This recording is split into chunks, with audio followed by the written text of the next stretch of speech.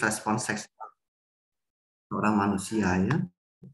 Jadi kalau kita sebagai manusia tentu ada siklus respon seksual yang nantinya akan selalu muncul saat kita ingin melakukan reproduksi ya. Yang pertama sekali itu adalah harus ada yang namanya hasrat. Nah, untuk hasrat ini sendiri dipengaruhi dari berbagai macam hal ya, dan dari budaya yang kita miliki.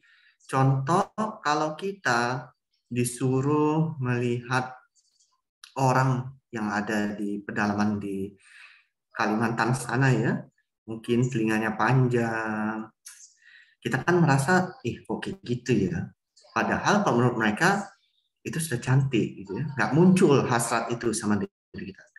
Tapi kalau kita lihat misalnya si apa itu wanita tersebut pakaiannya rapi, rambutnya bagus seperti itu ya, wajahnya terlihat menarik, maka muncul hasrat itu pada diri kita. Maka hasrat itu pun dipengaruhi oleh budaya atau pemahaman kita tentang seksual itu sendiri. Selanjutnya harus ada excitement di dalam siklus respons seksual ini. Nah, biasanya kalau sudah ada hasrat, excitement pada laki-laki itu akan muncul yang namanya ereksi, sedangkan pada perempuan itu namanya adalah lubrikasi biasanya pada dinding vaginanya tersebut. Kemudian ada yang namanya orgasm setelah excitement, biasanya kalau pada laki-laki itu diikuti oleh ejakulasi, sedangkan pada wanita itu hanya orgasm saja ya. Walaupun ada beberapa yang menyampaikan bahwa wanita pun bisa ejakulasi, gitu. Tapi itu masih menjadi perdebatan. Nah, selanjutnya masuk ke fase resolusi. Disinilah nanti yang membedakan wanita dengan pria. Pria itu lebih lama fase resolusinya, sementara wanita cepat fase resolusinya dan bisa langsung balik ke hasrat lagi. Jadi siklusnya begitu cepat, maka dia dalam tanda kutip lebih kuat ya dibandingkan dengan pria, dalam tanda kutip tadi ya. Ini adalah gambaran yang bisa kita lihat mulai dari desire, excitement, orgasm, dan resolution. Lihat itu, kalau laki-laki itu sudah sampai ke puncaknya ya, sudah orgasm, dia bakal jatuh ke jurang yang dalamnya. Lihat grafiknya itu ya. Nggak bisa ngapa-ngapain lagi dia ya, mau yang begitu cantik atau indahnya pun perempuan di depan dia, begitu dia sudah sampai ke tahap orgasm, ejakulasi, itu semua sudah sama saja ya. Tapi kalau perempuan ini orgasmnya itu kalian bisa lihat ya, begitu dia sudah orgasm, excitement lagi, orgasm lagi, excitement lagi, itu bisa berulang kali ya. Jadi resolusinya cepat sekali. Ya, itu yang membedakan wanita dengan pria, sehingga dia bisa orgasme berkali-kali dibandingkan dengan laki-laki. Ini adalah psikobiologi dari seks ya. Ini terkenal sekali ya, Masters and Johnson ini, mereka memang yang pertama sekali membicarakan tentang seks ini baik secara teori atau perilaku ya. Tanda-tanda tubuh kita pun yang kita lihat di sini nantinya akan terjadi itu selama proses juga bisa terlihat ya di dalam respons fisiologi tersebut. Nah, per definisi sexual dysfunction itu adalah, kita sudah tahu ya tadinya yang normal gimana. Maka kalau dysfunction itu adalah yang terkait dengan adanya gangguan dari siklus seksualnya yang nantinya mengakibatkan penderitaan yang nyata bagi orang tersebut. Jadi yang 4 tadi terganggu dia. Makanya kita bilang sexual dysfunction. Yang pertama terkait dengan desire-nya. Jadi ada hasrat yang rendah. Jadi hasrat yang rendah itu biasanya memang berkaitan dengan psikologis dan selalu cenderung menetap, ya.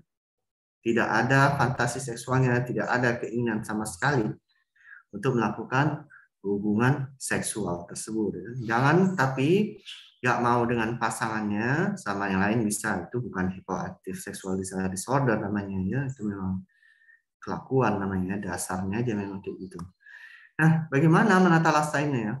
Menata laksanya adalah dengan pemberian testosteron untuk laki-laki, estrogen untuk perempuan, atau psikoterapi.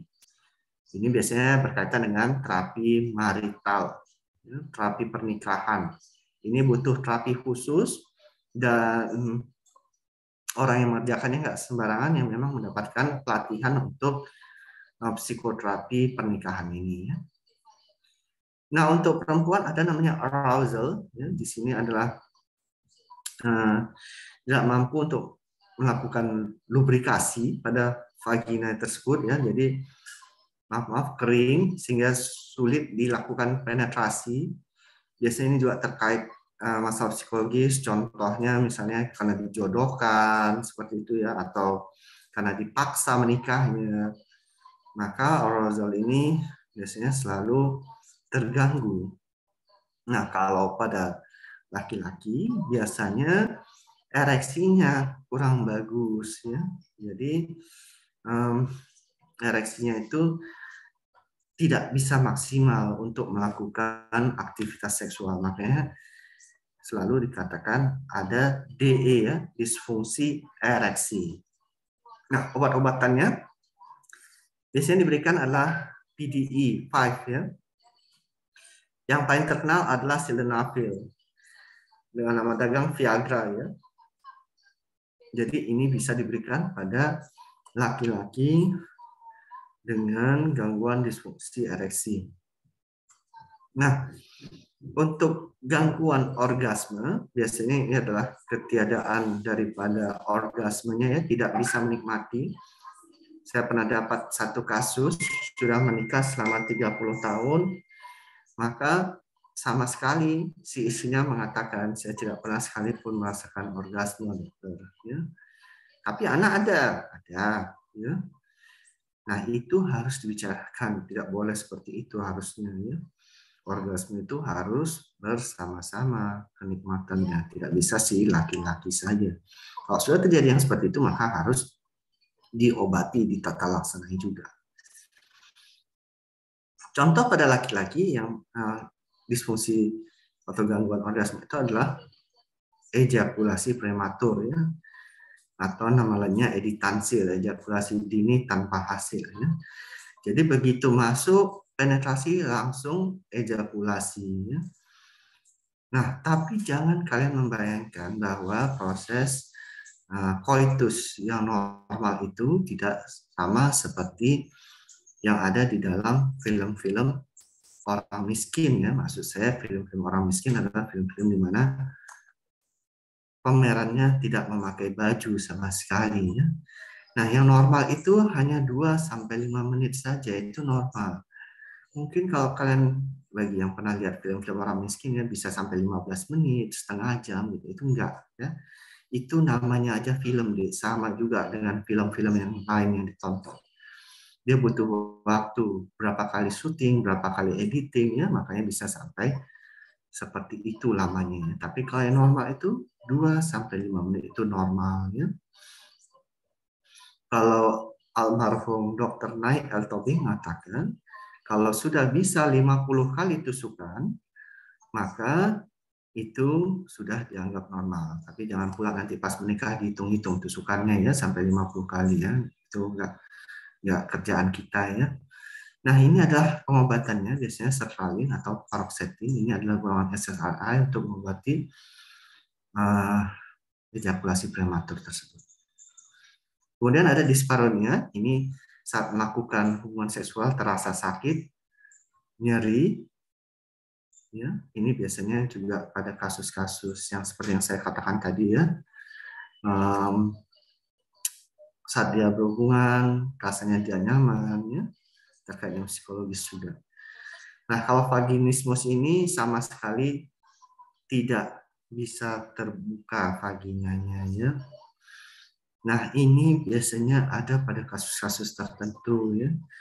Contoh misalnya pernah baca itu ya, kalau kasus di kampung-kampung ketahuan melakukan hubungan suami istri pada mereka bukan suami istri, tiba-tiba lagi asik masuk gitu ya di tengah-tengah hutan, ketahuan rame-rame ya digerebek sama massa.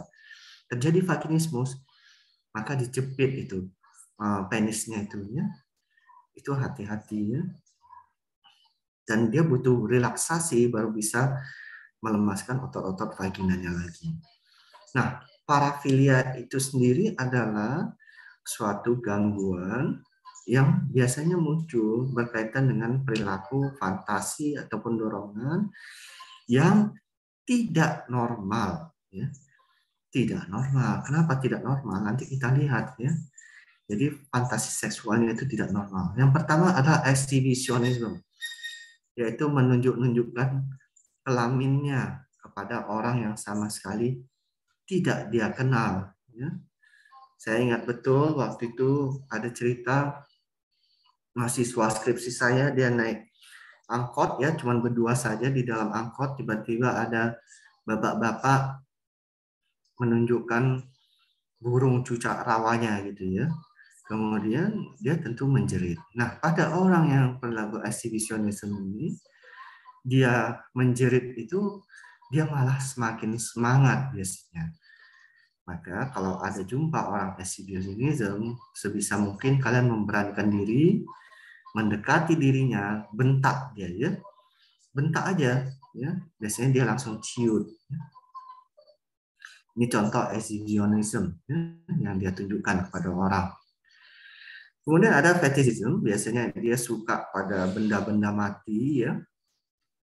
Contohnya misalnya pakaian dalam. Jadi kalau ada nanti kalian anak kos tiba-tiba hilang pakaian dalam kalian ya, itu yang ngambil bukan hantu kolor deh ya. Biasanya yang ngambil itu adalah orang-orang fetishism ini untuk dijadikan koleksi bagi dia ya, untuk memenuhi fantasi seksualnya. Nah, kalau frotteurism itu biasanya berkaitan dengan menggesek-gesekkan kelaminnya ya ke bagian tubuh seseorang. Biasanya ini sering terjadi di bus, kereta api ya. Digesek-gesekkannya suka kali berdempet-dempetannya atau meraba seperti ini ya, tanpa sadar si korbannya itu termasuk juga. Kemudian pedofilia ini yang sering kita dengar kasusnya ya, biasanya kepada anak-anak 13 tahun ke bawah ya. Sukanya sama anak-anak, sama yang sebaliknya dia nggak mau malah. Kemudian ada seksual masochism ya. Kemarin tuh ada kalau yang suka nonton film ya, ada pernah dulu tapi saya nggak tahu itu masuk nggak ya ke Indonesia. Namanya 50 Shades of Grey ya. Nah, film itu memang menunjukkan adanya perilaku sadomasochism ya. Jadi kalau udah seperti itu, itulah yang paling jelas dengan perilaku sadomasochismnya ya. Satu lagi ada film Korea ya, yang juga menunjukkan perilaku sadomasochism tersebut ya. Kalau yang suka nonton drakor itu ya, apa namanya? Love and Leash ya, Love and Leash. Ya, kalau yang suka nonton lihat di situ, itulah contoh-contoh sadomasochism. Masochism itu artinya kalau dia dipukul-pukul jadi suka ya, makin terangsang, makin ditunjang lagi dia bilangnya, ditampar kiri kasih kanan ya kan, makin terangsang. Nah, kayak ini ya, dipukul ya, disiksa makin terangsang. Kemudian ada namanya sexual sadism. Kalau sexual sadism itu si pelakunya yang melakukan penyiksaan tersebut. Makin dia lihat korbannya terangsang, tersiksa ya, dia makin terangsang. Contoh ini ya, makin diikatnya makin terangsang. Pelaku-pelaku pemerkosaan itu biasanya adalah pemilik gangguan sadisme. Kemudian ada transvestic fetishism. Jadi tidak hanya dia cium-cium, dia pakai itu untuk masturbasi, tapi dia langsung kenakan baru masturbasi ya. Ini namanya transvestic fetishism. Kemudian voyeurism di sini adalah mengintip ya. Korbannya juga mesti tidak sadar. Kalau korbannya sadar, udah nggak enak lagi sama dia. Ya. Mesti nggak sadar ya. Misalnya dari lubang pintu, lubang jendela gitu ya. Kalau udah ada yang mau pengantin baru menikah, udah tahu lah dia itu ya di mana mau misalnya mengintipnya gitu. Kemudian kita masuk ke gangguan identitas gender. Gangguan identitas jenis kelamin di sini adalah biasanya muncul pada masa kanak-kanak, di mana anak-anak tersebut suka kali memakai pakaian dari lawan jenisnya. Ya. Contoh laki-laki suka pakai pakaian perempuan, perempuan suka pakai pakaian laki-laki seperti itu. Lama-lama dia makin tidak nyaman dengan jenis kelaminnya sendiri. Ini jadi suatu penyakit ya, namanya gangguan identitas gender. Baik, habis saya pikir ya, oh ini masih ada. Kita sebagai manusia itu punya orientasi seksual dulu ya. Orientasi seksual itu ada 3. Ada homoseksual, suka dengan sesama jenis. Ada heteroseksual, kebanyakan manusia yang ini ya, suka dengan lawan jenis. Dan ada yang biseksual. Ya. Lawan jenis mau, sama jenis pun oke juga. Ya. Jadi ini biseksual. Ya. Nah, orang homoseksual itu banyak ya. Jadi kalau ada 100 orang katanya di Amerika, 37 orang itu homoseksual katanya. Sama itu angkanya dengan orang yang konstipasi, berat badan berlebih, sama itu angkanya. Kalau yang perempuan yang homoseksual di Amerika itu cuma sekitar 13%, cuma 13 dari 100 orang aja. Angkanya ini sama dengan penderita HIV, orang dengan penyalahgunaan tembakau. Ya. Kalau yang biseksual laki-laki itu lebih kecil lagi, 7% aja. Ya. Sama dengan orang buta warna, gangguan perhatian, itu dia ya. Jadi orientasi itu perlu dipahami dengan baik. Ya. Baik, saya pikir itu yang bisa saya sampaikan pada sore hari ini. Silakan bila ada yang ingin berdiskusi.